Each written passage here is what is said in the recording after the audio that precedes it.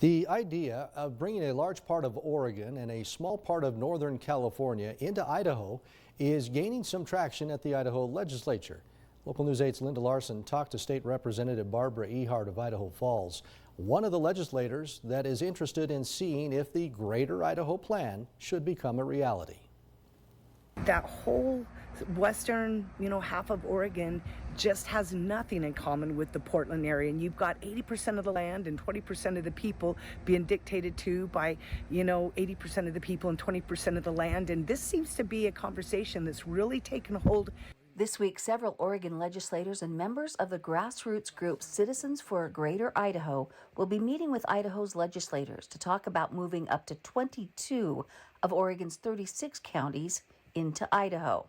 As many as 8 of those counties have already voted to pursue the plan, believing they would be better off in our state's more conservative political environment.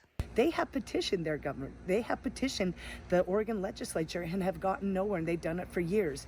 And, to think that they should have to abide in lawlessness, chop zones, and to have policies that literally will ruin their ranches, prevent them from farming and ranching, no longer being able to sell their beef. These are pretty disturbing policies. And so to be able to team up with like-minded individuals who value families, value the Constitution, value rule of law, these are pretty important points to at least engage in a conversation.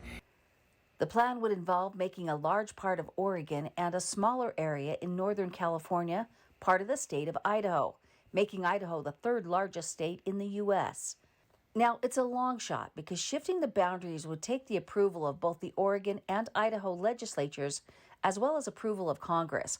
But it's getting more attention from Idahoans. It's something that, at the very least, we as Idahoans should be engaged. Why wouldn't we want to have the conversation when we're talking about water and resources? Coos Bay is something that's a deep water port that's not even being used because of the conservationists in Oregon, but it's something we would use. The Greater Idaho Group has commissioned a $100,000 economic impact study to look at both states. And so they're doing a major study so that all of the questions that we've had in regards to how it will affect us, how it will affect them, are questions that hopefully we can get answered. Legislators from both states will be meeting at the Idaho Capitol on Thursday to discuss moving forward with the plan. Reporting in Idaho, I'm Linda Larson.